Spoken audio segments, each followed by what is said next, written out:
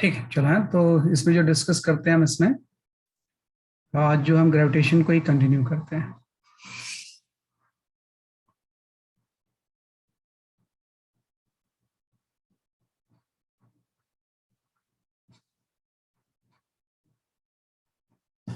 हाँ, ग्रेविटेशन को ही हम क्या करते हैं, चलिए आपके कंटिन्यू करते हैं। तो जो आपका ग्रेविटेशन है, इसका कंसेप्ट बिल्कुल सिंपल सा है कि जब भी आप ग्रेविटेशन यहाँ पे पढ़ोगे ना, तो जस्ट आपका ऐसा हो जाएगा कि ग्रेविटेशन में जब चीजों को डिस्कस करोगे आप, तो आपने लास्ट क्लास तक बहुत सारी चीजें पढ़ी थी, तो एक आपको फॉर्मूला और जानना होता है। We talk about the gravitational potential energy. अच्छा, आपको रिकॉर्डिंग चाहिए। ओके ओके, रिकॉर्डिंग एक्चुअली ना इसको मैंने यूट्यूब में अभी अपलोड नहीं किया है। आपकी जो 9th क्लास की रिकॉर्डिंग जो है अपलोड नहीं किया है, बाकी 11th एंड 12th तो किया हुआ है मैंने। तो देखता हूँ, मैं आज अपलोड करके फिर भेजता हूँ तुम्हें, है ना। अपलोड करके आपको पूरे चैप्टर की प्लेलिस्ट ही भेज देंगे, है ना। आप मुझे एक बार मैसेज कर देना। अभी एक्चुअली अपलोड नहीं किया मैंने, इसे अपलोड करके भेजता हूँ मैं आपको, है ना, लास्ट क्लास की रिकॉर्डिंग, है ना। तो चलो हम आ जाते हैं ग्रेविटेशन में, है ना। तो जो ग्रेविटेशन में जो हमें लास्ट का एक चीज नहीं पढ़नी पड़ती है आपको, that is your gravitational potential energy, है ना। कि हम पढ़ते हैं कि ग्रेविटेशनल पोटेंशियल एनर्जी क्या होगा। इसके बारे में बहुत ज्यादा चीजें हम नेक्स्ट चैप्टर में पढ़ेंगे, लेकिन अभी सिंपल सा मैं ये बोल रहा हूँ कि ग्रेविटेशनल पोटेंशियल एनर्जी का जस्ट आपको एक फॉर्मूला ध्यान रखना है, बस और कुछ भी नहीं, है ना। कि जब भी कोई कैपिटल मास होगा यहाँ पे, सपोज करो कोई कैपिटल एम मास है और एक दूसरा मास यहाँ पे रखा हुआ है स्मॉल एम, इन दोनों के बीच में सेपरेशन अगर डी है, तो इस सिस्टम की पोटेंशियल एनर्जी होती है। और इस ग्रेविटेशनल पोटेंशियल एनर्जी का सिंबल जो हम लिखते हैं ना, वो यू लिखते हैं। और इस यू की वैल्यू होती है minus G capital M into small m by d. ये इसका फॉर्मूला होता है ना। कि जैसे इसके बीच में फोर्स लगेगा, तो फोर्स का फॉर्मूला तो हम जानते हैं कि इसके बीच में जो अट्रैक्टिव फोर्स होगा उसकी वैल्यू हो जाएगी G capital M into small m by d square. वैसे इसके बीच में कुछ इंट्रैक्शन की पोटेंशियल एनर्जी भी होती है, और वो पोटेंशियल एनर्जी कितनी हो जाएगी, minus G capital M into small m by d, है ना। और अब इस बात है कि जब भी कोई पोटेंशियल एनर्जी होगी तो इसका कुछ रेफरेंस होगा, है ना। कि रेफरेंस जो होता है इसका, वो इनफाइनाइट होता है। रेफरेंस जो होता है, अगर डी टेंस टू इनफाइनाइट है, तो वहां की पोटेंशियल एनर्जी जीरो लेते हैं हम इसमें। कि अगर इनफाइनाइट सेपरेशन में पोटेंशियल एनर्जी जीरो है, तो इन दोनों के बीच में अगर सेपरेशन डी होगा तो पोटेंशियल एनर्जी की वैल्यू ये हो जाएगी। तो कई बार कंसेप्चुअली चीजों में ना इस पोटेंशियल एनर्जी के फॉर्मूले को भी आप यूज करते हैं, है ना। तो ये थोड़ी सी एक्स्ट्रा चीज है। ये आपका ग्रेविटेशनल पोटेंशियल एनर्जी आ गया, है ना। आप कुछ क्वेश्चंस जो मैं आपके मॉड्यूल में देख रहा था ना, वो मोशन ऑफ सैटेलाइट्स के ऊपर है ना। कि that is the motion of A satellite in circular orbit. कि हम यहाँ पे बात करते हैं कि मोशन ऑफ सैटेलाइट, है ना, इन सर्कुलर ऑर्बिट। कि भाई सर्कुलर ऑर्बिट में जब कोई सैटेलाइट रिवॉल्व करता है, तो उसके मोशन के बारे में भी डिस्कस किया हुआ इसमें। नहीं, ये पॉजिटिव नहीं हो सकता। ग्रेविटेशनल पोटेंशियल एनर्जी हमेशा नेगेटिव होती है। जो अट्रैक्टिव फोर्स होता है ना, उसकी जो पोटेंशियल एनर्जी होती है वो नेगेटिव होती है इनफाइनाइट के रिस्पेक्ट में, है ना। कि जो अट्रैक्टिव फोर्स होता है उसकी पोटेंशियल एनर्जी क्या होती है, इसलिए आपकी नेगेटिव होती है। जब भी बाइंडिंग एनर्जी टर्म यूज करेंगे ना, तो उसकी पोटेंशियल एनर्जी नेगेटिव हो जाएगी। तो negative, sir sir potential energy negative का मतलब क्या होता है? पोटेंशियल एनर्जी नेगेटिव का मतलब होता है कि फोर्स अट्रैक्टिव है। ओके सर, अगर रिपल्सिव होगी तो पॉजिटिव हो जाएगी। हाँ, रिपल्सिव होगी तो पॉजिटिव हो जाएगी। तो अट्रैक्टिव फोर्स की पोटेंशियल एनर्जी क्या होती है, इसलिए आपकी नेगेटिव होती है। बाकी आप नेक्स्ट चैप्टर में इसके बारे में और पढ़ोगे, तो इसलिए मैंने थोड़ा सा एक छोटा सा नॉलेज दे दिया इसे आपको, ताकि किसी क्वेश्चन में अगर यूज हो तो हम सॉल्व कर सकते हैं। ये आपका गया motion of satellite in circular orbit, है ना। कि क्या होता है कि जब भी जस्ट सपोज कोई अर्थ है ना, कि भाई इस तरह से अगर हम अर्थ ले लें, है ना, तो अर्थ के चारों सराउंडिंग में कोई सैटेलाइट रिवॉल्व कर रही है ऐसे, अर्थ या किसी भी प्लेनेट के रिस्पेक्ट में। तो मैंने ऐसा ले लिया कि अर्थ का मास तो आपका कैपिटल एम है ना, और इसका radius suppose small capital R है ना। और उसके सिंपल सा कोई सैटेलाइट जो है इसका मास स्मॉल है और जो कि अर्थ को ऑर्बिट कर रही है ना, कि इसका ऑर्बिट जो है हमने क्या ले लिया, बेसिकली आपका सर्कुलर ले लिया, लाइक दैट, है ना, कि सैटेलाइट इस तरह सर्कुलर ऑर्बिट पे क्या कर रही है, रिवॉल्व कर रही है ना, और इस ऑर्बिट की जो रेडियस है वो स्मॉलर आप ले लो, है ना, स्मॉलर जो है वो क्या है, बेसिकली आपका ऑर्बिटल रेडियस हो गया, ऑर्बिटल रेडियस, है ना। तो ऑब्वियस बात है इसकी कुछ स्पीड होगी जब इस ऑर्बिट में रिवॉल्व करेगी तो, है ना। तो ऑब्वियस बात है कि जब भी कोई चीज सर्कुलर मोशन में होता है तो उसको सेंट्रीपिटल फोर्स चाहिए होता है ना। तो क्या चीज सेंट्रीपिटल फोर्स प्रोवाइड करेगा यहाँ पे, कि भाई कोई भी चीज बिना सेंट्रीपिटल फोर्स के सर्कुलर ऑर्बिट में नहीं रह सकती। तो अर्थ की फोर्स ग्रेविटी। एक्सर्टेड बाय, हाँ, फोर्स ऑफ ग्रेविटेशन, है ना, कि फोर्स ऑफ ग्रेविटेशन जो होगा इसको सर्कल में बनाए रखता है, क्योंकि आपको पता है इसके सेंटर की तरफ आपका ग्रेविटेशनल फोर्स ही तो लगेगा, कहीं भी चला जाए सैटेलाइट, चाहे सैटेलाइट यहाँ हो चाहे सैटेलाइट यहाँ पे हो, सेंटर की तरफ हमेशा एक फोर्स लगेगा। तो हम बोलेंगे इस केस में मेन चीज वही है कि gravitational force will provide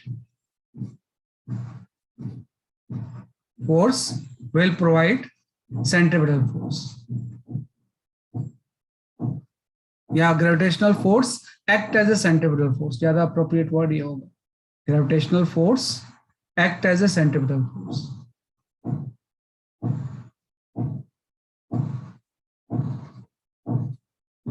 act as a centripetal force, gravitational force as a centripetal force act करेगा। तो आपको पता है कैपिटल एम है स्मॉल एम है, तो जो ग्रेविटेशनल फोर्स होगा G capital M into small m by r square, ये फर्दर इक्वल हो जाएगा m v square by are.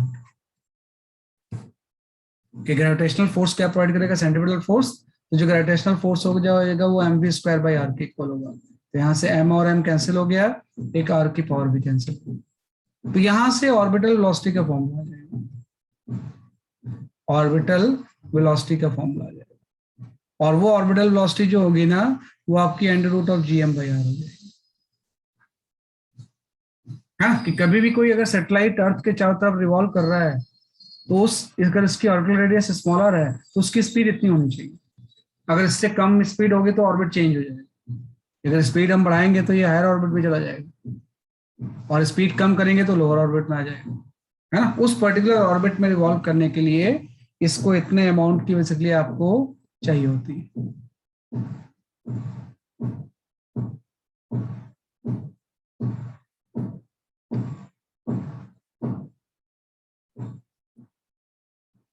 है ना। तो ये हो जाता है बेसिकली आपका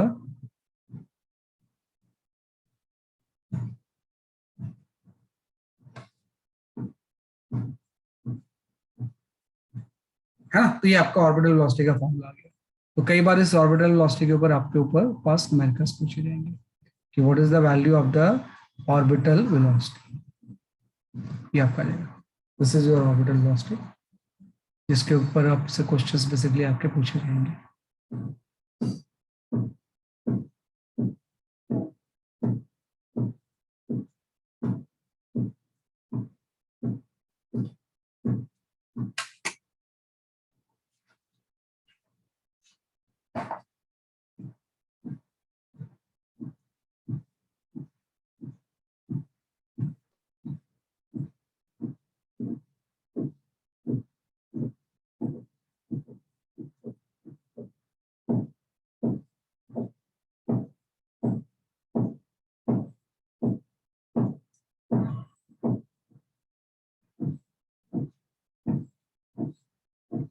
है ना, तो पहला फॉर्मूला ये आ गया कि सैटेलाइट अगर किसी ऑर्बिट में रिवॉल्व कर रहा है तो इतनी स्पीड इसकी होनी चाहिए, अगर इतनी स्पीड नहीं होगी तो ऑर्बिट की वैल्यू चेंज हो जाएगी।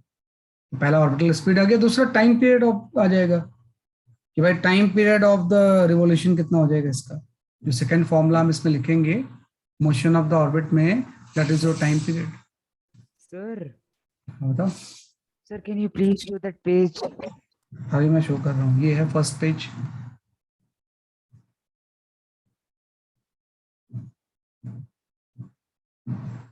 बस यही फर्स्ट पेज ही है बेटा, और कुछ नहीं कर रहा है मैंने। Okay sir. है ना, ये फर्स्ट पेज ही है बेसिकली आपका।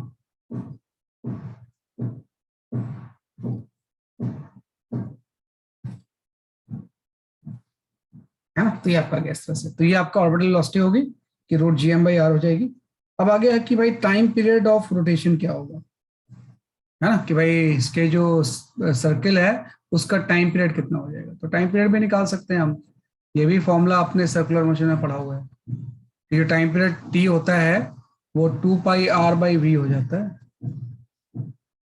ना। ये तो होता है टाइम पीरियड कि अगर किसी भी सर्कुलर ऑर्बिट में जिसकी की सर्कमफ्रेंस अगर 2πr है, अगर ये v स्पीड से रिवॉल्व कर रहा है तो इसका जो टाइम पीरियड होगा, है ना, उसकी जो वैल्यू हो जाएगी वो 2πr/v हो जाएगी। अब v की वैल्यू मैं यहाँ पुट कर सकता हूँ, है ना, कि 2πr को तो ऐसे छोड़ दूं, और v की वैल्यू अभी आपने पढ़ा है कि v की वैल्यू जो होगी वो root G M by r हो जाएगी। तो अल्टीमेटली टाइम पीरियड का फॉर्मूला जो होगा वो सिंप्लीफाई होकर कुछ ऐसा आ जाएगा, 2π√r³/g। ये आपका टाइम पीरियड आ जाएगा कि कोई भी सेटेलाइट अगर अर्थ के चारों तरफ रिवॉल्व कर रही है तो उसका जो टाइम पीरियड होगा वो 2π√r³ हो जाएगा। ये इसका टाइम पीरियड आ गया, है ना, कि टाइम पीरियड की वैल्यू जो होगी वो 2π√r³ हो जाएगी। This is your time period, है ना। तो ये आपका टाइम पीरियड आ जाएगा।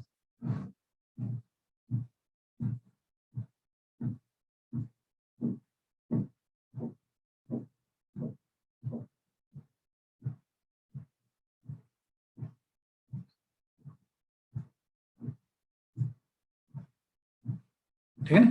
तो ये टाइम पीरियड का फॉर्मूला भी आप ध्यान रखना। यहां से एक चीज प्रूफ हो गया कि जो टाइम पीरियड का स्क्वायर होगा, है ना, this is directly proportional to the r³,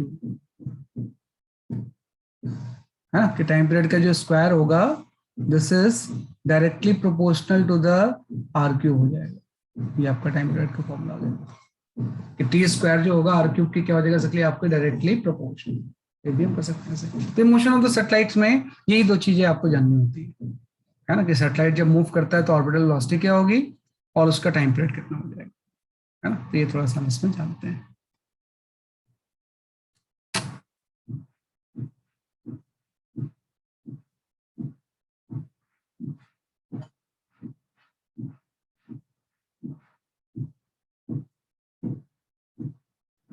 ठीक है, ये आपने कर दिया सर। तो ये जस्ट आपने टाइम पीरियड उसमें डिफाइन कर दिया। इसके बाद आता है जो नेक्स्ट टॉपिक है आपका, that is your Kepler's law of planetary motion. हाँ, यहाँ पे नेक्स्ट जो टॉपिक हम पढ़ते हैं, we study the Kepler's law. तो इसके बारे में भी थोड़ा सा आपको नॉलेज लेना चाहिए, आपके मॉड्यूल में ये भी दिया हुआ है। ये नहीं भी दिया तो कई बार क्वेश्चंस इसके ऊपर आते हैं। That is Kepler's law of planetary motion.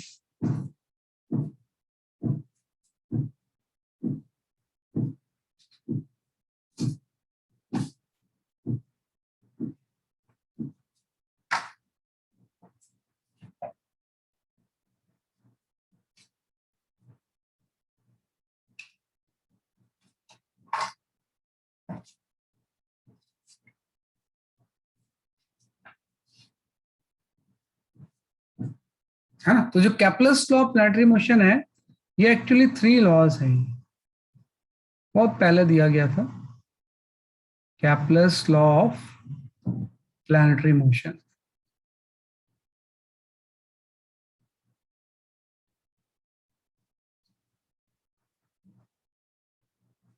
है ना, कि भाई एक्चुअली क्या होता है कि जो सन के अराउंड जो प्लैनेट है जब वो ऑर्बिट करते हैं तो वो एक लॉ को फॉलो करते हैं, उसी को हम क्या बोलते हैं सिंपली आपका Kepler's law of planetary motion. तो उसका जो पहला लॉ होता है वो होता है law of orbit. First law is law of orbit, है ना। तो ये आपको पता ही है कि भाई जो प्लैनेट रिवॉल्व करते हैं किस ऑर्बिट में रिवॉल्व करते हैं, सन के अराउंड, उस ऑर्बिट का शेप कैसा होता है, इलिप्टिकल। हाँ एलिप्टिकल, है ना, कि सिंपल सा हम बोलते हैं कि एवरी प्लैनेट, है ना, चाहे कोई प्लैनेट हो, है ना, move around the sun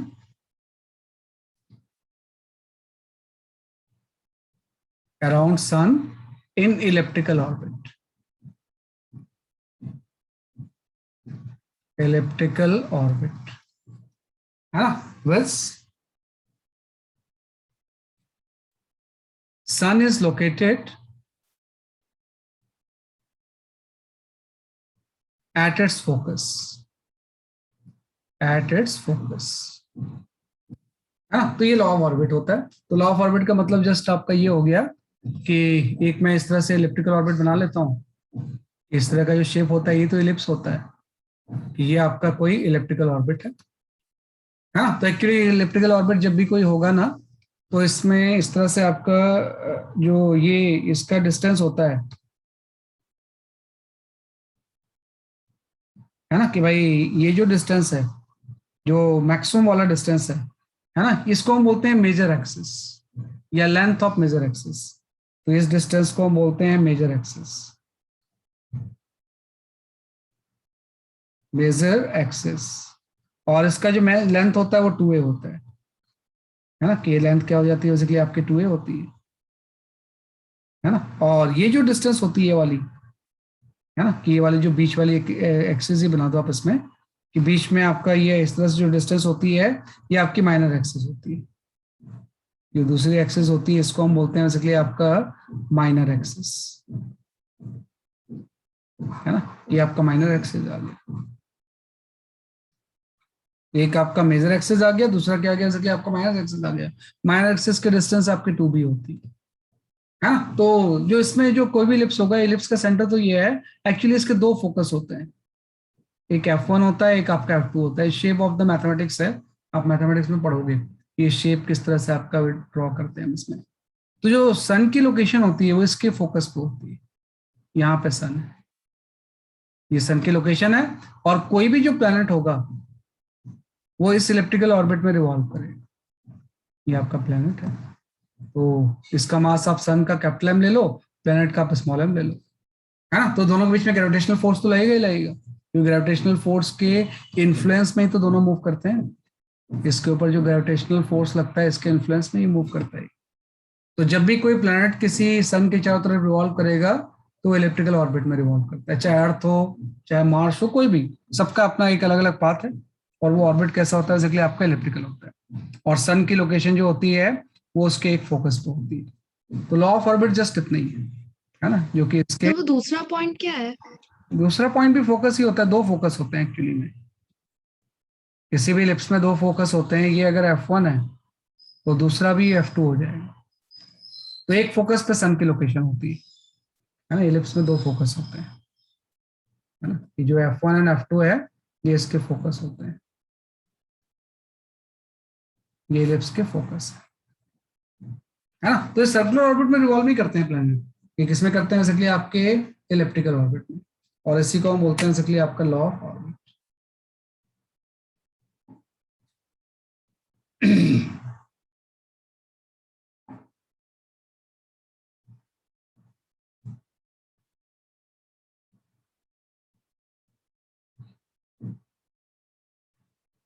sir बोलो। सर मेजर एक्सिस में ये ए क्या है जो टू ये है? वो डिस्टेंस है बेटा, इस पॉइंट से इस पॉइंट की जो डिस्टेंस होती है उसको 2a बोलते हैं। एक इस पॉइंट से इस पॉइंट की जो डिस्टेंस है ना वो 2a होता है। लेंथ ऑफ मेजर एक्सिस जो होगा वो 2a होता है। और ये जो यहाँ से यहाँ तक की डिस्टेंस है वो 2b होती है ना? तो लेंथ हम मेजर कर रहे हैं।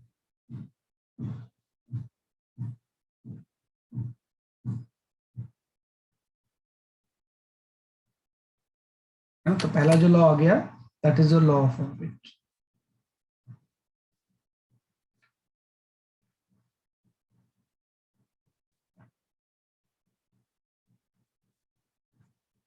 है ना, ये जो पॉइंट होता है ना, यहाँ पे यहीं से पे शो कर लेते हैं। ये जो पॉइंट है ना, जो सन से फार्देस्ट पॉइंट है, इसको पेरिहेलियन बोलते हैं।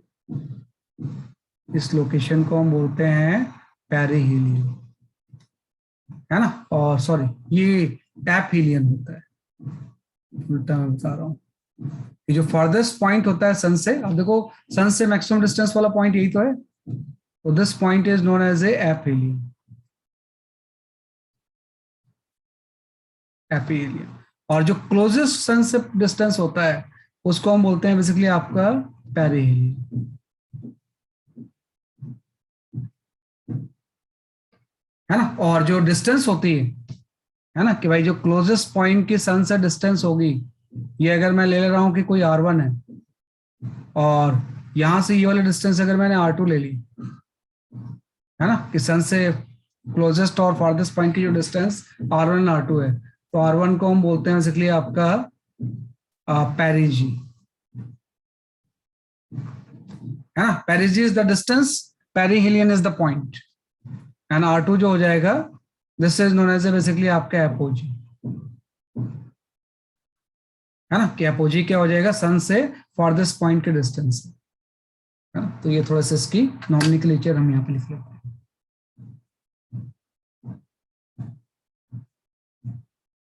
है ना। आप मतलब पेरिजी का मतलब हो जाएगा shortest distance of planet from the sun,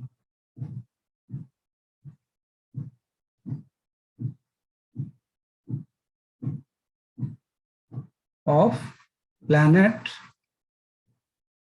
from sun, और जो एपोजी होगा, दिस इज योर, है ना, कि भाई लार्जेस्ट डिस्टेंस हो जाएगा,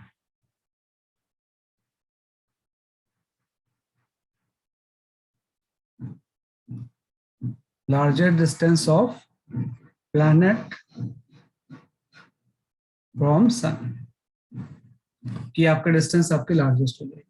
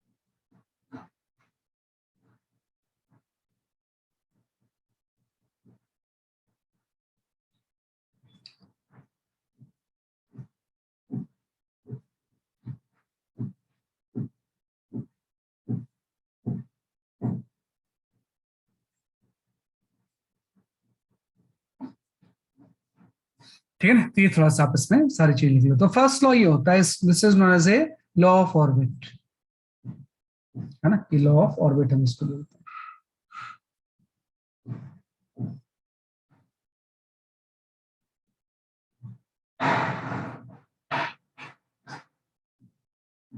है ना, सेकंड जो लॉ होता है इसमें, जो जब प्लैनेट सन के अराउंड रिवॉल्व करता है, तो जो ये सेकंड लॉ फॉलो करता है, उसको हम बोलते हैं लॉ ऑफ एरिया, है ना, कि सेकंड जो लॉ होता है, this is known as a law of area, law of area, है ना। तो जो लॉ ऑफ एरिया होता है, इसका स्टेटमेंट सिंपल सा है कि जो सन को प्लैनेट से लाइन ज्वाइन करती है ना, कि line joining sun to planet, sun to planet, है ना, sweep equal area in equal time, in equal time. तो स्वीप इक्वल एरिया मतलब? मैं भी बताता हूँ, sweep equal area in equal time, कि line joining sun to planet sweep equal area in equal time, है ना। इसका मतलब ये हो गया, इसको अगर मैं डायग्राम से समझू, और सिमिलर से एक वर्ड और लगा लो कि law of area is equal time, law of area जो होता है इज सिमिलर टू, या सिंपल सा बोल सकते हैं कि जो लॉ ऑफ एरिया है, it is based on conservation of linear momentum, है ना, कि law of area based on conservation of angular momentum, है ना, कि कंजर्वेशन ऑफ एंगुलर मोमेंटम के ऊपर बेस्ड होता है, एंगुलर मोमेंटम, है ना, तो इसके ऊपर बेस्ड होता है कि line joining sun to planet sweep equal area in equal time, law of area based on conservation of angular momentum, ये एंगुलर मोमेंटम के कंजर्वेशन प्रिंसिपल पे क्या होगा, बेसिकली आपका बेस्ड होगा। तो सपोज आपने इस तरह से लगा लिया कोई इलेप्टिकल ऑर्बिट, और आपने बोला कि मेजर एंड माइनर एक्सिस बना लेते हैं। ये आपका मेजर एक्सिस हो गया, और ये आपका एक्सिस जो हो गया ये माइनर एक्सिस हो गया। सन की लोकेशन सेंटर पे नहीं होती है, बल्कि सन की लोकेशन जो होती है इसके फोकस पे यहाँ पे होती है। तो सपोज किसी इंस्टेंट में ना ये प्लेनेट यहाँ पे था, कि प्लेनेट की पोजीशन किसी ए पे थी, है ना। तो किसी टी टाइम के बाद ए से ये बी पे पहुंच जाएगा। कि प्लेनेट कहां से कहां चला गया, बेसिकली आपका ए से बी तक। तो जो लाइन ज्वाइन करेगी सन से प्लेनेट में, तो वो एक्चुअली में कुछ एरिया कवर करेगी ना। ये लाइन पहले यहाँ पे थी, अब टर्न करके ये लाइन अब यहाँ आ गई। तो हम बोलते हैं बीच वाला जो एरिया होता है उसी को हम बोलते हैं इसने कुछ एरिया स्विप किया। कि जब ये अपनी पोजीशन चेंज करेगा तो ये लाइन कुछ एरिया स्विप करेगी, है ना। तो सिंपल सा हम बोलेंगे इस केस में जो एरिया स्विप करेगी वो एरिया आपका ये हो जाएगा, है ना। कि स्विपिंग एरिया का मतलब जस्ट आपका ये हो गया, इसने इतना एरिया स्विप किया, है ना। तो मैं जस्ट लिखता हूं कि ये जो एरिया है, एरिया जो है ये सपोज आपका हो गया ए एस बी, है ना। इसने इतना एरिया स्विप किया, तो कहीं भी ये एरिया सेम ही रहेगा, है ना। Equal area and equal time. और सपोज ए से बी तक जाने में इसको जो टाइम लगा वो टी लगा, है ना। कि ए से बी तक जाने में इसका टाइम कितना लगा, बेसिकली आपका टी लगा। तो ऑब्वियस सी बात है कि प्लेनेट यहाँ पे तो रहेगा नहीं, बल्कि तो मूव करता रहेगा ना। तो किसी इंस्टेंट में यहाँ पे आ जाएगा ऐसे, है ना। तो सपोज अब इसकी पोजीशन सी हो गई और सी से ये डी पे पहुंच गया। तो आप जो लाइन ज्वाइन करेगी, है ना, वो आपका इस तरह से ज्वाइन कर लेगी। इसने लाइन इस तरह से आपका ज्वाइन कर लिया, है ना। तो हम ये बोल रहे हैं कि ये दोनों एरिया सेम होंगे। कि अगर इसको सी से डी तक जाने में भी अगर टाइम टी ही लग रहा है ना। कि इसको सी से डी तक जाने का अगर टाइम टी लग रहा है, मतलब यहाँ पे हम लिख देंगे जितना टाइम इसको ए से बी तक जाने में लग रहा है उतना टाइम अगर सी से डी तक जाने में लग रहा है, तो ये एरिया भी सेम होगा। कि जितना एरिया आपका ये ए एस बी होगा उतना ही आपका सी एस डी होगा, एरिया सी एस डी के इक्वल हो जाएगा।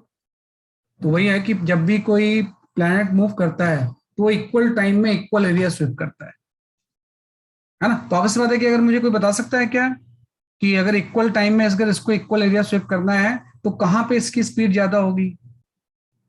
Sir while covering C to D।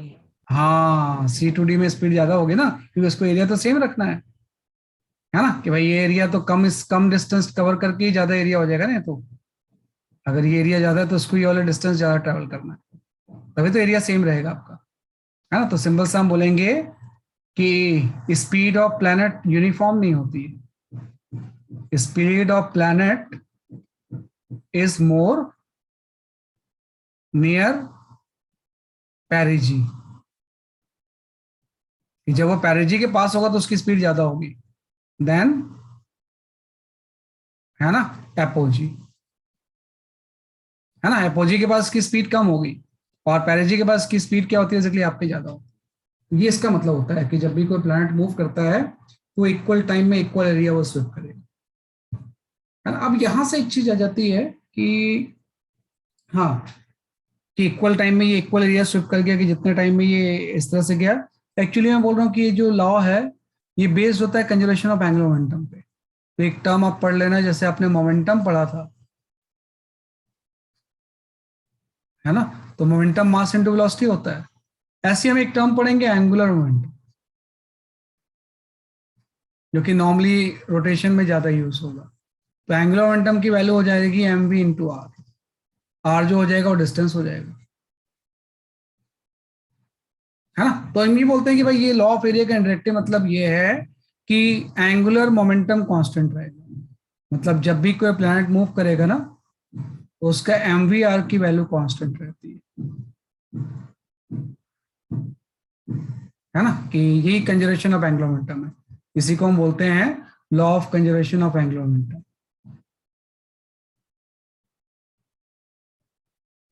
वेशन of angular momentum,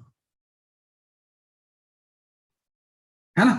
कि इसी को हम बोलते हैं बेसिकली आपका लॉ ऑफ, हाँ, प्लैंक कांस्टेंट से भी एंगुलर मोमेंटम ही आता है वो। लेकिन जो प्लैंक कांस्टेंट होता है वो होता है एटॉमिक थ्योरी में, है ना, कि एटॉमिक थ्योरी में हम प्लैंक कांस्टेंट वाला वर्ड यूज करते हैं, वो भी एंगुलर मोमेंटम वाला टर्म है ना। तो यहाँ पे ग्रेविटेशन में जस्ट ऐसा है कि लॉ ऑफ एरिया का मतलब law of conservation of angular momentum होता है ना। तो एमवीआर जो होगा वो कांस्टेंट होगा, और इसी को हम बोलते हैं law of conservation of angular momentum, है ना। तो आप देखो कि वही चीज है ना, कि स्पीड हम यहाँ से बोल सकते हैं कि भाई जहां पे, जैसे यहाँ पे कुछ आर डिस्टेंस ये है, यहाँ पे कुछ R2 डिस्टेंस है, ये डिस्टेंस अगर मैं R1 ले लूं, है ना, और ये डिस्टेंस अगर मैं कुछ सिमेट्रिकली लेता हूँ R2, तो मैं बोलूंगा जब ये ए पे होगा तो इसका एंगुलर मोमेंटम जो हो जाएगा mv1 इंटू R1 हो जाएगा। यहाँ पे इसकी स्पीड v1 सपोज हो गई। अब ये घूम फिर के जब ये सी पे पहुंचेगा, और सी पे स्पीड, इसकी स्पीड अगर v2 हो जाती है, तो ये फर्दर इक्वल हो जाएगा m into v2 into R2। मतलब वेलोसिटी और डिस्टेंस का प्रोडक्ट कांस्टेंट रहेगा, है ना, वेलोसिटी और डिस्टेंस का प्रोडक्ट कांस्टेंट रहेगा। इसलिए तो आपने बोला कि जहां पे R1 ज्यादा होगी वहां पे v की वैल्यू कम होगी। इसमें यहां से अगर हम देखें तो R1 की वैल्यू अगर R2 से ज्यादा है ना, तो V2 में उल्टा रिलेशन हो जाएगा, V1 की वैल्यू V2 से क्या होगी, कम हो जाएगी, ये आपका जवाब। तो अब ये भी एक इंपॉर्टेंट चीज है ग्रेविटेशन में, कि एंगुलर मोमेंटम भी हमेशा कंजर्व रहता है, कि मास वेलोसिटी और डिस्टेंस का प्रोडक्ट हमेशा कांस्टेंट रहे, इसी को बोलते हैं कंजर्वेशन ऑफ एंगुलर मोमेंटम। तो ये आपका जवाब है। ये होता है law of area. Sir sir अब सी से डी को ट्रैवल करने में उसकी स्पीड ज्यादा, तो उसका कोई इफेक्ट भी होता है क्या प्लेनेट पे? नहीं, कोई इफेक्ट नहीं होता है स्पीड, ओके सर। कोई इफेक्ट नहीं होता। मतलब ये बोलने का मतलब है कि ऐसा कोई यूनिफॉर्म स्पीड से नहीं ट्रेवल करता है, कि इसको एक रिवॉल्व करना है 365 डेज में, तो 365 डेज में अगर पूरा ये एक बार अपने ऑर्बिट को ट्रेवल करता है तो कोई इसकी स्पीड कांस्टेंट नहीं रहती। जब ये फार्दर डिस्टेंस पे होगा तो बहुत स्लो मूव करता है, और जब ये क्लोजेस्ट डिस्टेंस पे होगा तो स्पीड फास्ट हो जाती है इसकी, है ना। क्लोजेस्ट डिस्टेंस पे होगा तो इसकी स्पीड क्या होती है, जैसे कि आपकी फास्ट होती है। तो सर इसका कोई समर और विंटर से कोई रिलेशन है? रिलेशन है, रिलेशन। जो फार्देस्ट होगा डिस्टेंस, तो वही आपका जो होगा वो विंटर होता है। जब डिस्टेंस कम होगी तो समर आ जाता है, लेकिन वो अपने ओके को रिवॉल्व भी करता है ना, तो उसकी लोकेशन के ऊपर डिपेंड करता है। सर तो जो रिवॉल्यूशन की स्पीड देते हैं वो एवरेज स्पीड होती है? हाँ, एवरेज स्पीड होती है, average speed।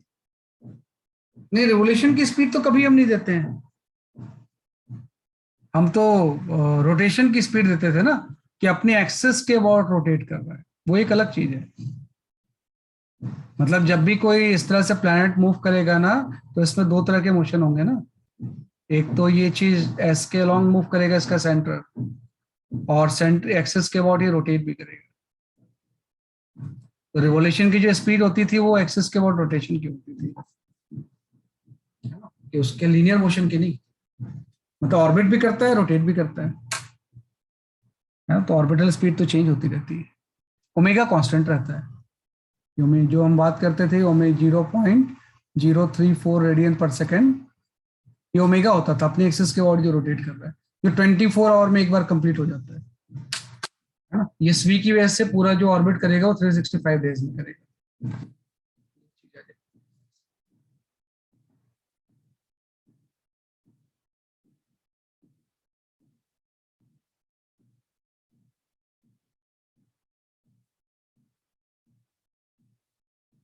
और सर लीप ईयर में एक दिन ज्यादा क्यों होता है? वो उसकी कभी स्पीड कुछ कम हो जाती है क्या?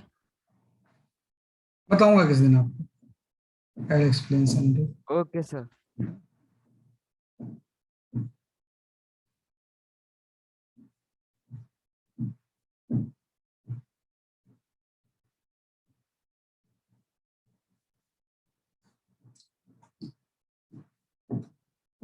ठीक है, तो ये आपका प्लैनेट का मोशन इस तरह से होता है सन के चारों तरफ, है ना। एक लॉ और बच गया, 3 लॉज होते हैं। पहला तो हो गया law of orbit, law of area, और तीसरा जो लॉ होता है इसको हम बोलते हैं लॉ ऑफ टाइम पीरियड, है ना। कि थर्ड जो लॉ होता है this is known as a law of time period, ये हम डिस्कस करते हैं।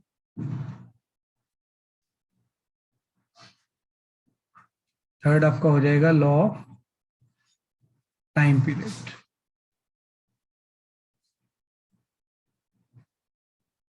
है ना, कि लॉ ऑफ टाइम पीरियड क्या हो जाएगा, है ना। जो लॉ ऑफ टाइम पीरियड होता है वो ये होता है आपका कि जो जब भी ये वही टाइम जो लगाएगा उसके बारे में बात कर रहे हैं कि 365 में एक रिवॉल्यूशन होता है ना। तो लॉ ऑफ टाइम पीरियड ये होता है the square of period of revolution, period of revolution, कि जो square of period of revolution होता है ना, इसको हम लिख सकते हैं कैपिटल टी, है ना, of any planet,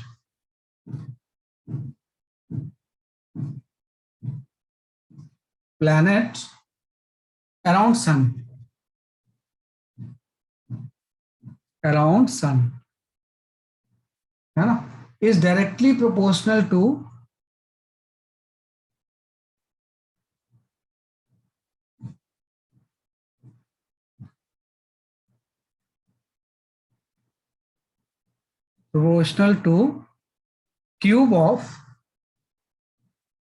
cube of the semi major axis,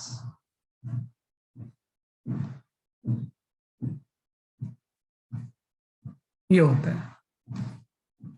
है ना, directly proportional to the cube of the semi major axis. मतलब इसको मैथमेटिकली लिखना चाहें तो आपका ये हो जाएगा T square is directly proportional to the a cube, ये हो जाएगा। जैसे आर क्यूब था सर्कुलर ऑर्बिट में आपने लिखा ना T square is directly to the r cube, अब इलेक्ट्रिकल ऑर्बिट में आर तो चेंज होता रहेगा ना, तो ये ए ले लेंगे हम इसमें, और ए की वैल्यू हम ये तो लिख सकते हैं, ए की वैल्यू आपकी हो जाएगी R1 प्लस R2/2, कि भाई अपोजी प्लस पैरेजी बाई 2 जो होगा, है ना, वही आपका सेमी मेजर एक्सिस की लेंथ हो जाएगी। तो ये आपका होता है टाइम पीरियड ऑफ रिवॉल्यूशन, है ना, मतलब जितना डिस्टेंस ज्यादा ए ज्यादा होगा ऑर्बिट का उतना ही टाइम पीरियड बढ़ता जाएगा, लेकिन कोई लीनियर रिलेशन नहीं है, T square is directly proportional to the a cube. तो बहुत सारे न्यूमेरिकल्स जो होंगे इसके ऊपर बेस्ड होंगे। इसमें जो ए है इसी को हम बोलते हैं सेमी मेजर एक्सिस, इसको हम बोलते हैं सेमी मेजर एक्सिस।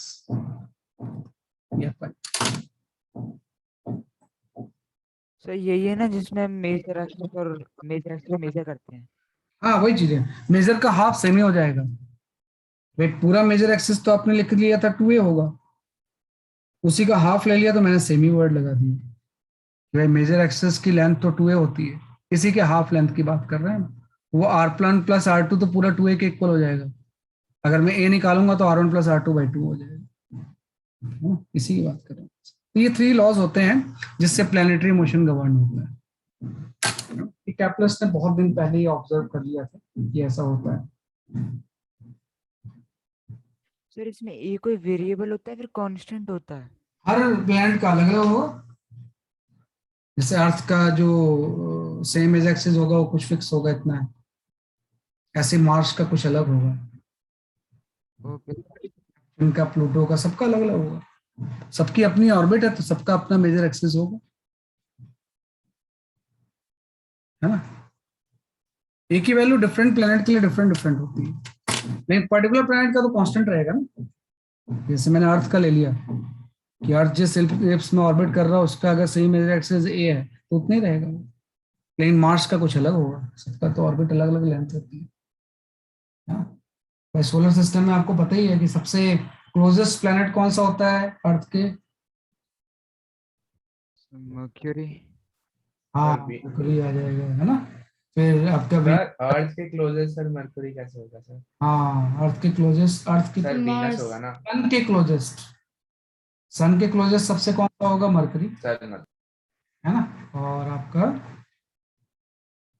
फिर आपका आ जाएगा बेसिकली आपका वीनस, है ना। अर्थ की लोकेशन शायद थर्ड आती है नहीं, yes sir. Yes sir. Earth की लोकेशन जो होती है थर्ड होती है। ऐसे ही फिर मार्स आ जाता है, जुपिटर आ जाता है, सैटर्न आ जाता है ना। सबसे दूर आपका प्लूटो है ना। तो मतलब उसका प्लूटो का सही मेजर एक्सिस सबसे ज्यादा होगा, है ना, कि जो प्लूटो होगा उसका सही मेजर एक्सिस क्या होगा? सबसे ज्यादा होगा, है ना। ये आपका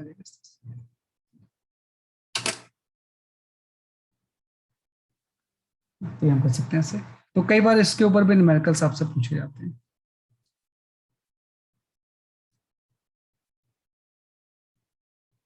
है ना। तो ये आपका ग्रेविटेशन में पढ़ना था। तो ये ग्रेविटेशन हमने कंप्लीट किया, अभी फ्लूइड नहीं पढ़ा है ना। फ्लूइड में बाद में बताऊंगा आपको मैं, तो उसके लिए तो बिल्कुल अलग सी पूरी क्लास लगेगी, है ना, जिसमें कि हम फ्लूइड के बारे में पढ़ेंगे।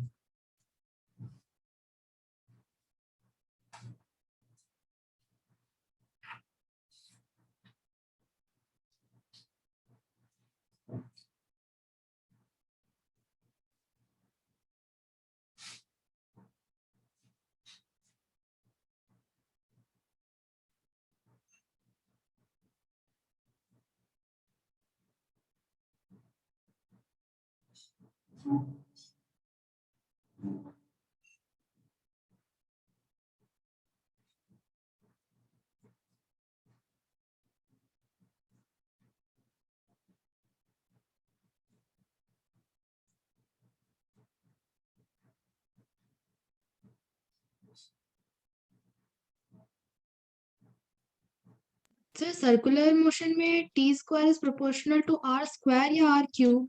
आर क्यूब, दोनों में आर क्यूब ही है, दोनों में आर क्यूब ही है। वो तो आपने ड्राइव भी किया है कि आर क्यूब के डायरेक्टली क्वेश्चन होता है। और देखो वो चीज तो आपने ड्राइव किया हुआ है।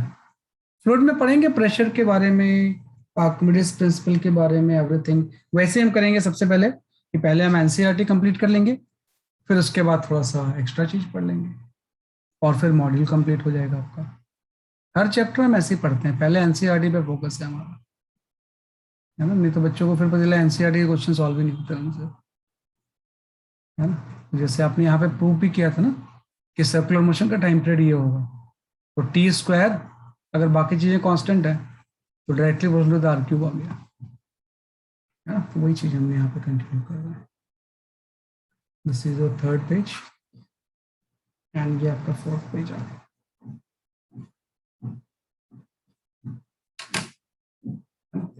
तो अब मैं कुछ क्वेश्चन शेयर करता हूँ, उसको आप ट्राई करो based on what we have studied till now in gravitation, है ना। उसको थोड़ा सा ट्राई करो।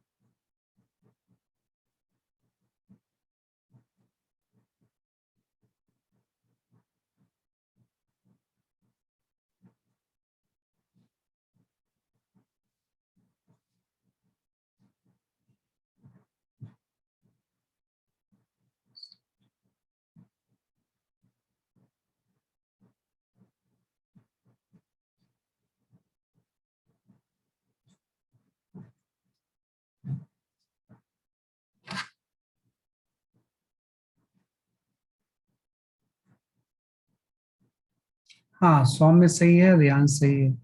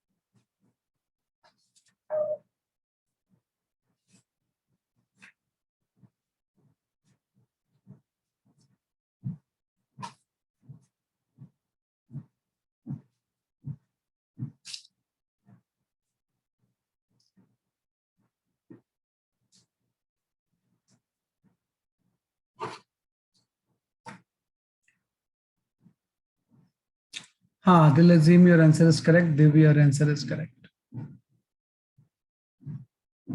सही बता रहे हो आंसर आप।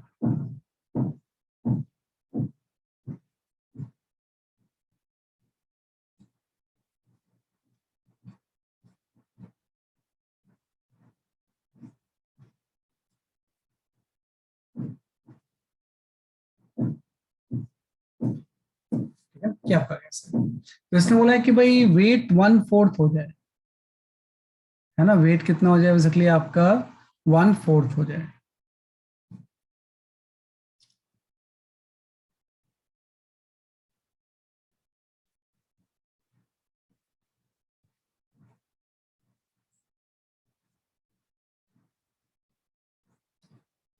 है ना, कि वेट जो होगा वो अर्थ के सरफेस का 1/4 हो जाए। तो आपने पढ़ा था कि भाई इनसाइड में जी की वैल्यू क्या होती है।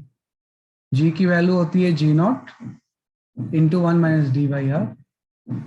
तो कितना डीप में ऐसा हो जाएगा कि 1/4 हो जाए। मतलब वही बात है कि जी जब 1/4 होगा तो वेट भी 1/4 हो जाएगा। मतलब जी की वैल्यू कहाँ पे G0/4 हो जाएगी, ये तो पूछा है इसने इनडायरेक्टली, कि अर्थ के सरफेस पे अगर G0 है तो कितने डेप्थ पे G0/4 हो जाएगी। बस हो गया, आंसर आ गया। यहाँ से G0 कैंसिल, यहाँ से d/r की वैल्यू आपकी आ गई 3/4, मतलब d की वैल्यू 3r/4 आ गई। तो C option is the correct. जब अर्थ में हम 3r/4 जाएंगे, है ना, तो वेट उसका 1/4 हो जाएगा। तो वेट जो हो जाएगा कितना हो जाएगा, 1/4 हो जाएगा। तो जस्ट टू फॉर्मूला यूज कर लें अपने।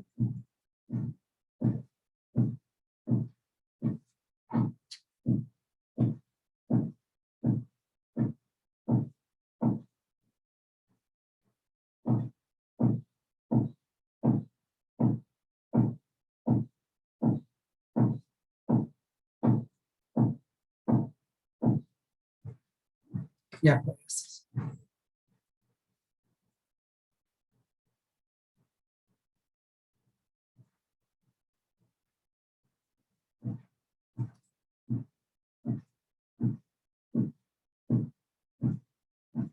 हाँ, I can go for this question.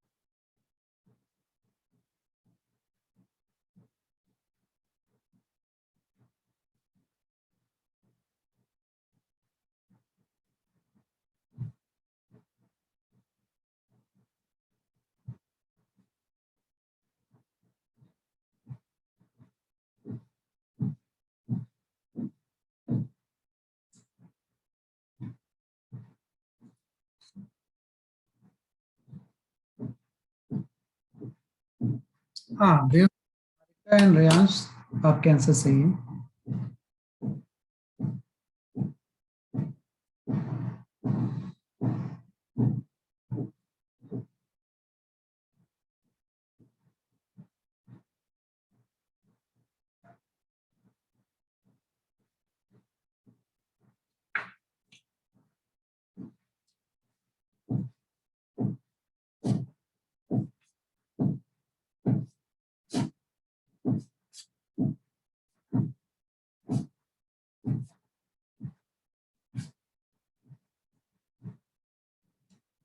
Adil, सही है आपका आंसर।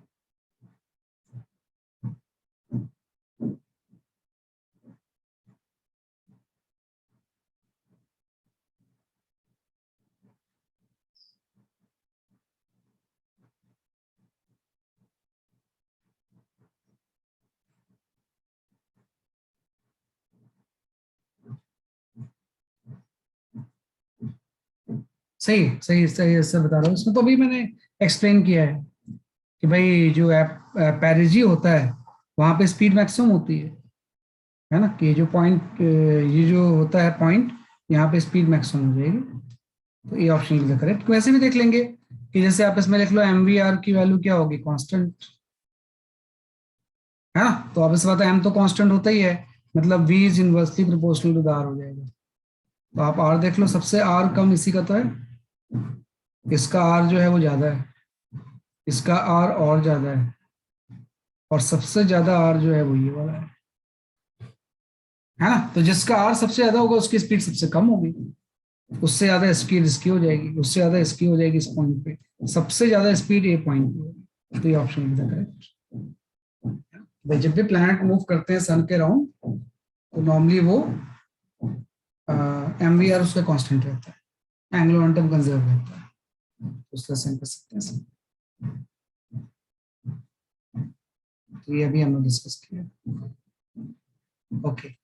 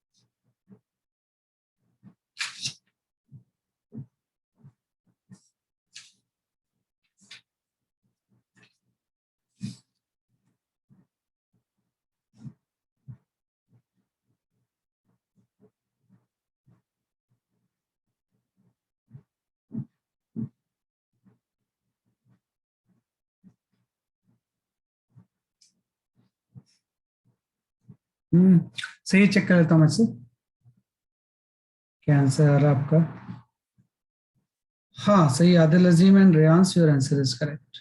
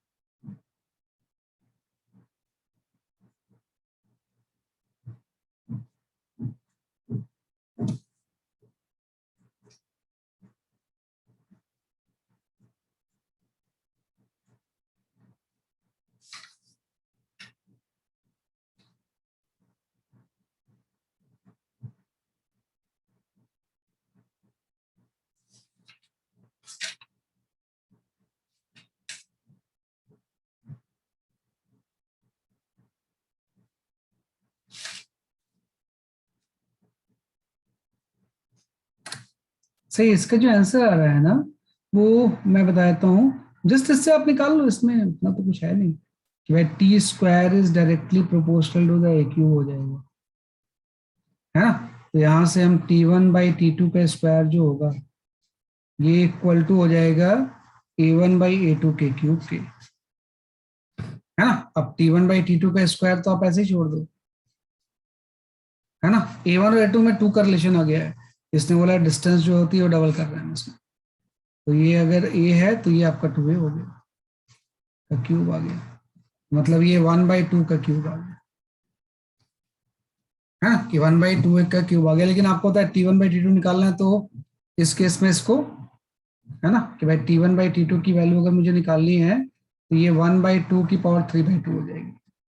तो जो T2 की वैल्यू हो जाएगी वो 2 की पावर 2/3 इंटू T1 हो जाएगी।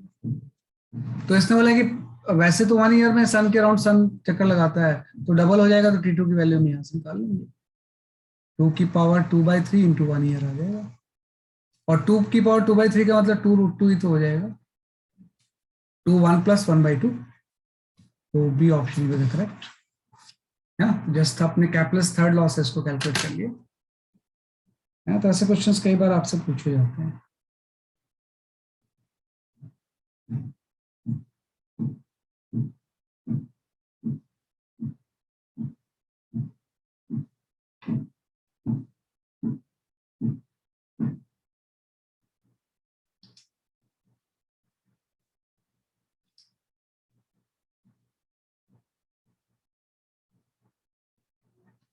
है ना, तो 2√2 आ गया कैंसर।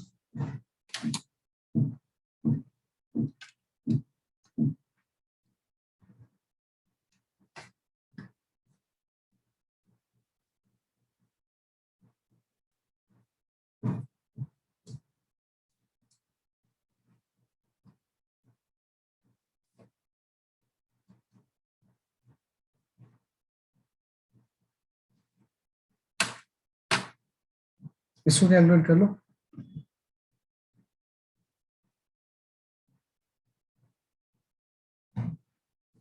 इसका थोड़ा सा ये डिम आ गया है प्रिंटिंग इसकी, मैं चेक कर लेता हूँ। Sir, it is still visible. Visible है, सही है, फिर तो ठीक है। अच्छा, मेरे स्क्रीन पे ठीक नहीं दिख रही।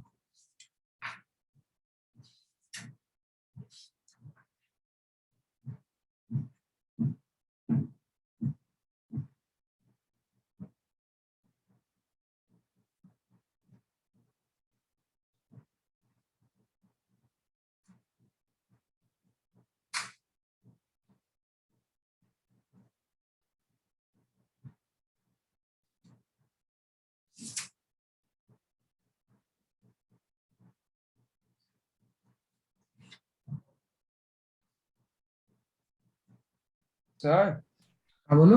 sir, options are visible, sir, but the powers of the numbers are not अच्छा, properly visible. मैं पावर वाला लिख देता हूँ यहाँ पे। सबसे पहले जो था वो 5 की पावर 3/2 थी। सेकेंड में है आपका 5 की पावर 2/2। इसमें है 5 की पावर 1/3 और इसमें है 5 की पावर हाफ। यस, मतलब उस प्लेनेट का जो टाइम पीरियड कितना हो जाएगा, अगर अर्थ का तो 1 ईयर होता ही है।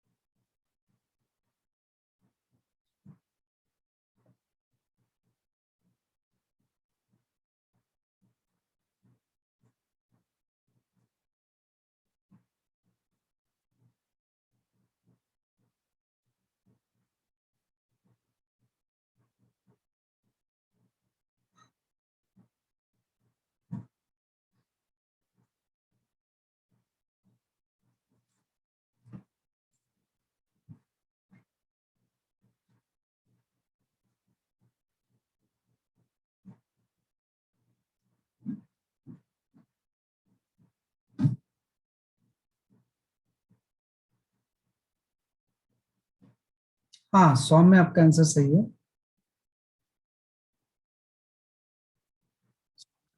करेक्ट। बाकी लोग थोड़ा ध्यान दो, कैलकुलेशन में मिस्टेक कर रहे हो आप लोग। हाँ रेयान, सब आपका आंसर सही है।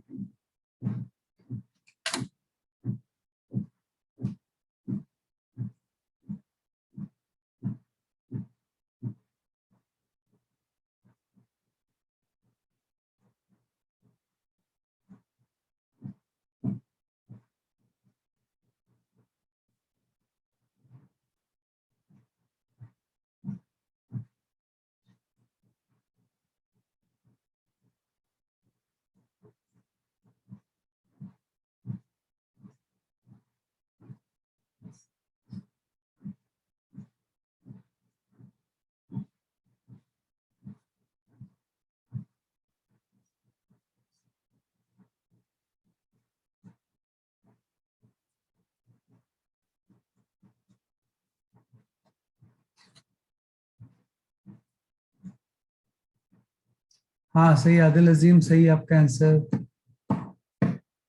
रेयांस सही आपका। रेयांस सही बताया था आपने, बाद में तो सही लिखा ना आपने।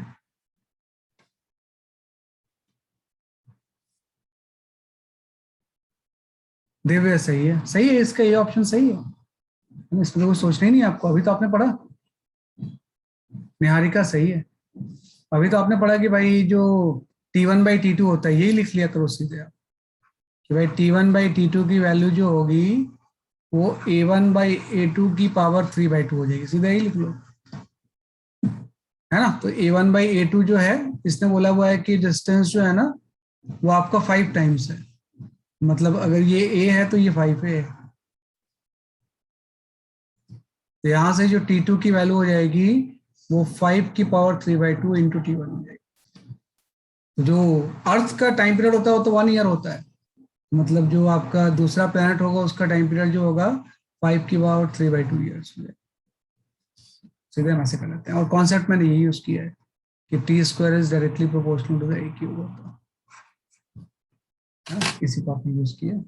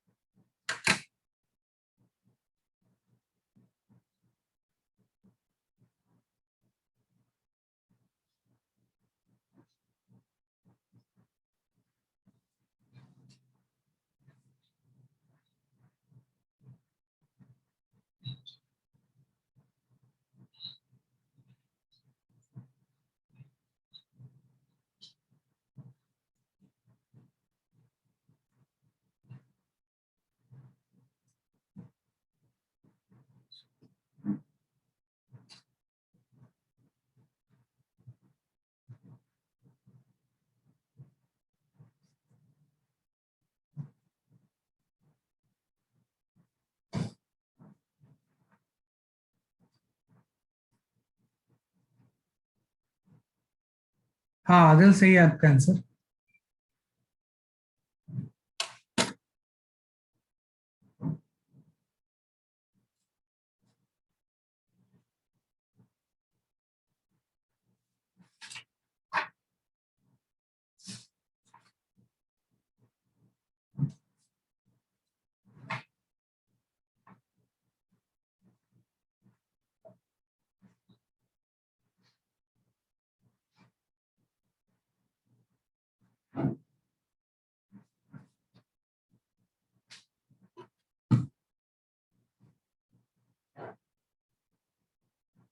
हाँ रेयांश सही है, दिव्या आपका आंसर सही है। सही है।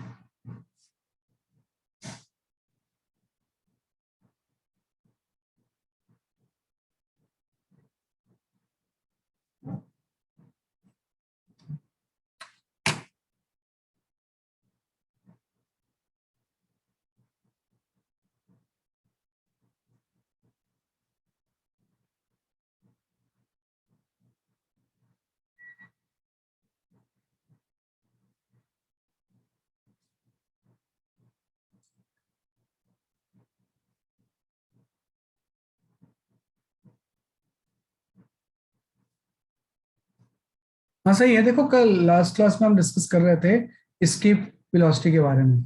मैंने बताया था कि जैसे अर्थ है ना, अर्थ के चारों तरफ अगर यहाँ पे कहीं से हम किसी चीज को स्केप करवाना चाहते हैं, है ना, तो स्केप स्पीड की वैल्यू आपने जो लिखी थी वो आपने लिख दी थी under root of G M by small r, 2 GM by small r. और अगर ये ऑर्बिट कर रहा है तो ऑर्बिटल वेलोसिटी आपने ये लिख दी थी under root of G M by r. देखो ऑर्बिटल और स्पेस वेलोसिटी में रिलेशन होता है कि अगर ये इसकी सेंटर से डिस्टेंस स्मॉलर है तो ऑर्बिटल वेलोसिटी मतलब इतनी स्पीड से अगर रोटेट करेगा तो ये ऑर्बिट करेगा, और इस स्पीड से अगर प्रोजेक्ट कर देंगे तो स्केप कर जाएगा। तो ऑर्बिटल और स्केप वेलोसिटी का अगर हम रेशियो देखें, जस्ट क्वेश्चन से रिलेशन नहीं है, जस्ट आपको आ गया तो मैंने बता दिया, तो v naught is equal to √2 आ जाएगा आपका। मतलब escape velocity is the √2 times of v naught, orbital velocity हो जाएगी। मतलब अगर हम ऑर्बिटल वेलोसिटी को, कोई भी चीज जब यहाँ पे ऑर्बिटल कर रही होगी, है ना, किसी वी नॉट ऑर्बिटल वेलोसिटी से, अगर हम इसकी स्पीड को √2 टाइम से बढ़ा दें तो ये बॉडी उस ऑर्बिट से स्केप कर जाएगी, है ना। तो दो फॉर्मूले हो गए, ये तो आपका स्केप वेलोसिटी हो गई, आज हमने ऑर्बिटल वेलोसिटी पढ़ लिया। है ना। लेकिन ये इसने बोला अर्थ के सरफेस से, तो अर्थ के सरफेस से जो एस्केप वेलोसिटी होती है, अगर मैं सरफेस से बात करूं तो उसमें कैपिटल आर आ जाता है। 2 GM बाई क्या हो जाएगा, कैपिटल आर। कैपिटल आर फिर अर्थ की रेडियस हो जाएगी, है ना। तो वही बात है, एस्केप वेलोसिटी का पहले मैं रेडियस से रिलेशन निकाल लेता हूँ। इसने बोला ना कि दूसरा कोई प्लेनेट है जिसकी की रेडियस ट्वाइस है, तो रेडियस को हम ऐसे नहीं निकाल सकते, आपको पहले मास को लाना पड़ेगा रेडियस के टर्म्स में, क्योंकि इसने बोला डेंसिटी सेम है, मास सेम नहीं है। तो पहले आप इसको कन्वर्ट कर लो, डेंसिटी से मास में आ जाएगा, तो 2G/r आ गया। मास की वैल्यू आपकी हो जाएगी डेंसिटी बाई 4/3 πr³, है ना। तो यहां से आपका ये जो पूरा का पूरा टर्म आ गया, वो आपका ये आ गया, ये आपका आ गया 8/3 π/GD/r², है ना। ऑब्वियस बात है, आर यहां से बाहर आ जाएगा, तो आर बाहर आ गया तो आपका हो गया 8/3 π/GD। तो आप देखो ये पूरा टर्म तो कांस्टेंट है ना एक, भाई पाई तो कांस्टेंट होता ही है, जी भी कांस्टेंट होता है, और इसमें वाला सेम मीन डेंसिटी है, मतलब एस्केप स्पीड जो होगी वो directly proportional to the radius हो जाएगी। तो अगर आप रेडियस डबल करोगे r से 2r, तो एस्केप स्पीड भी डबल हो जाएगी, 2v हो जाएगी। तो पहले अगर ये 11 किलोमीटर थी, तो 11 को डबल कर देंगे तो 22 आ जाएगा आंसर सीधे, है ना। तो सिंपल से आ जाएगा आपको इसमें। हाँ हाँ बिल्कुल बिल्कुल, सैटेलाइट ऑर्बिटल वेलोसिटी से रोटेट करती है, सैटेलाइट अर्थ के चारों तरफ ऑर्बिटल वेलोसिटी से रोटेट करती है ना। अगर उसकी ऑर्बिटल स्पीड है, उसकी कुछ है ऑर्बिट में रोटेट करने की, अगर हम इसको बढ़ा दें किसी भी तरह से, और अगर उसको √2 टाइम्स कर दें, तो फिर ये सैटेलाइट एस्केप करके इन्फाइनाइट में चली जाएगी, है ना। अर्थ के ग्रेविटेशनल फील्ड को एस्केप करके बाहर निकल जाएगी फिर, है ना। तो आप सिंपल सही रिलेशन ध्यान रखना कि भाई यहाँ से अगर हम सीधे इससे करेंगे फिर तो गलत आ जाएगा, तो आपको थोड़ा सा डेंसिटी के टर्म्स में इसको लाना पड़ेगा, क्योंकि दोनों का मास इसने सेम नहीं बोला हुआ है, इसने बोला डेंसिटी डी सेम, तो डबल आ गया, तो 22 किलोमीटर पर सेकंड आ गया। तो ऐसे क्वेश्चंस आते हैं ग्रेविटेशन में, कोई बहुत बड़ी चीज नहीं होती है, बस कुछ फॉर्मूले हैं, उसी को आप क्या करते हो, बार बार यूज करते हो, है ना। उसी फॉर्मूले को हम बार बार यूज करते हैं।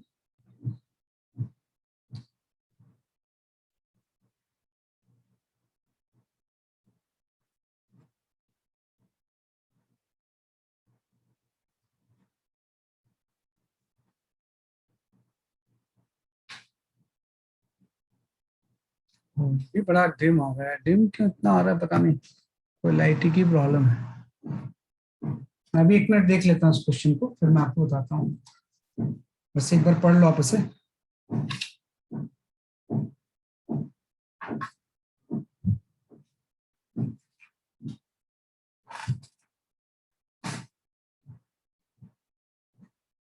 8 × 10⁻12 है यहाँ पे कॉमेट के डिस्टेंस, और ये आपका है 1.6 × 10⁻12, दिया हुआ है 12, ये ऐसे दिया हुआ है।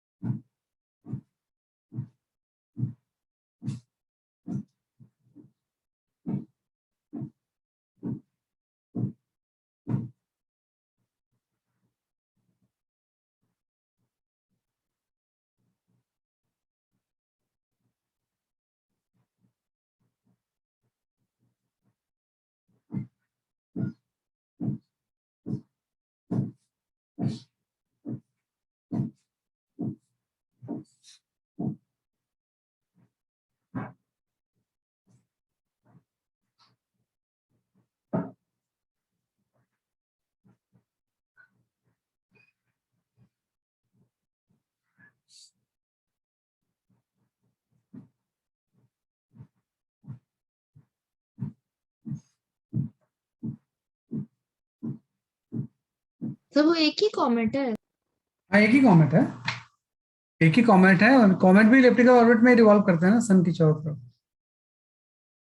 कॉमेट भी जो रिवॉल्व कर रहा है वो इलिप्टिकल ऑर्बिट में ही कर रहा है ऐसे, है ना। तो फारदेस्ट डिस्टेंस पे इतनी स्पीड है, वही पूछ रहा है ये।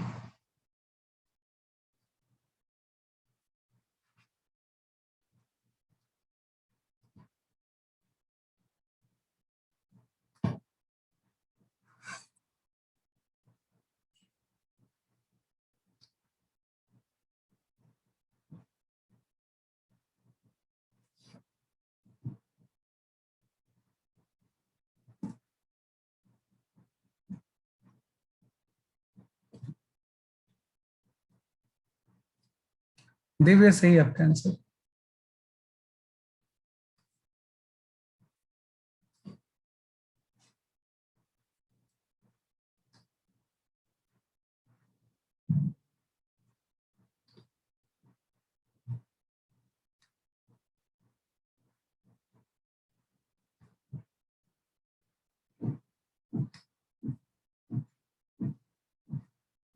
श्रेयांश सही है।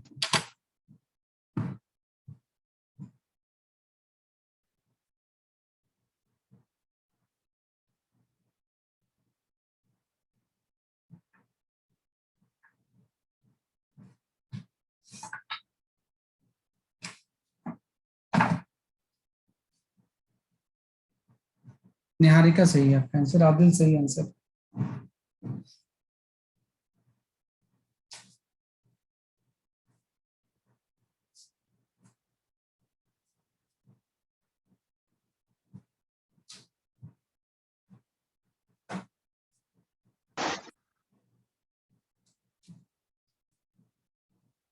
सही है ना। ठीक है ना, क्योंकि आपको पता है कि इसका मास अगर m ले लें हम इस तरह से, है ना, m है, तो जो फारदेस्ट डिस्टेंस है उसको आप r1 ले लो, और जो नियरेस्ट डिस्टेंस होगी वो r2 होगी। तो अभी तो आपने बोला है कि m1 v1 into r1 equal to हो जाएगा m into v2 into r2, है ना। तो जो वैल्यूज दे रखी है उसको आप पुट कर दो। तो जब नियरेस्ट होगा, नियरेस्ट में डिस्टेंस इसकी हो जाएगी, ये होगी ना 1.6, ये तो नियरेस्ट है, मास तो वही है ना। ये तो फारदेस्ट वाला है, फारदेस्ट में तो मुझे निकालनी है, मास तो कैंसिल ही हो गया। v1 मुझे कैलकुलेट करनी है, और जो फारदेस्ट डिस्टेंस है वो 8 इंटू 10⁻12 है ना। यहाँ पे इसकी स्पीड इसने 60 दे रखी है, 1.6 इंटू 10⁻12। बस इसको सॉल्व कर लो आप, तो इससे v1 की वैल्यू जो आ जाएगी ना, वो आपकी 12 मीटर पर सेकेंड आ जाएगी, है ना। मतलब यहाँ पे इसकी स्पीड अगर आपका 60 है तो यहाँ पे सिर्फ 12 रहेगी, क्योंकि तो पास में स्पीड ज्यादा होती है और दूर में स्पीड क्या होती है, जैसे कि आपकी कम हो जाती है। तो इस तरह से हम शुरू कर सकते हैं, है ना।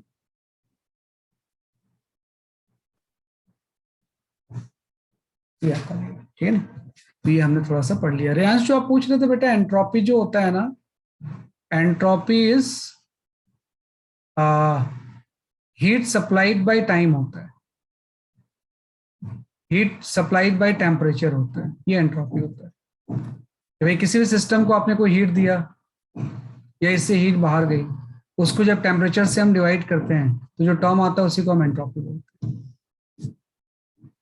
है ना। तो इसमें जो डेल्टा क्यू होगा, this is your heat exchange, है ना, और टी जो हो जाएगा वो बॉडी का टेम्परेचर हो जाएगा। तो हीट एक्सचेंज बाय टेम्परेचर जो टर्म होता है ना, उसी को हम क्या बोलते हैं, इसलिए आपके एंट्रोपी, क्योंकि बाद में थर्मल फिजिक्स जब हम पढ़ते हैं तो उसमें यूज होगा, ये हम करते हैं, ठीक है ना। तो ये जस्ट मैंने आपको एक्सप्लेन कर दिया, तो आज के लिए इतनी काफी है ना। नेक्स्ट क्लास में will study the fluid mechanics, तो संडे को क्लास होगी, उसमें फ्लूइड मैकेनिक्स कंप्लीट कर लेंगे। पहले एनसीईआरटी कर लेंगे, फिर हायर लेवल कर लेंगे, उसी क्लास में हो जाएगा। बहुत छोटा टॉपिक है, फ्लूइड मैकेनिक्स कोई बहुत बड़ा टॉपिक नहीं है, जो आपके रिलेवेंट है। वैसे तो 11th क्लास में तो बहुत बड़ा होता है, और जब बीटेक करते हैं उसमें तो उसके ऊपर पूरी की पूरी इंजीनियरिंग होती है ना, फ्लूइड मैकेनिक्स के ऊपर।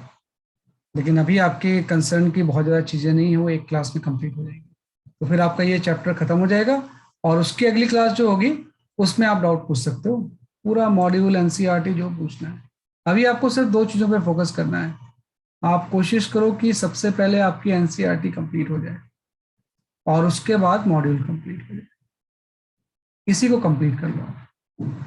मतलब एनसीईआरटी की एक एक लाइन पता होना चाहिए क्या है, आपकी क्या लिखा हुआ है इसमें। ऐसी मॉड्यूल की एक एक लाइन पता होना चाहिए क्या लिखा हुआ है, एक एक लाइन, एक एक क्वेश्चन, एक एक सॉल्व एग्जाम्पल, एक एक इलिस्ट्रेशन, सब चीजें। ये 2 चीजें अगर आप 100% कर लोगे ना तो आपको काफी बेनिफिट मिलेगा, है ना। तो अभी भी इसी पे हम फोकस करेंगे, और जो डाउट्स होंगे आप ऐसी एक क्लास जब अगली ट्यूसडे होगी ना तो उसमें पूछ लेना, हाँ, जो भी आपके डाउट्स होंगे, ठीक है।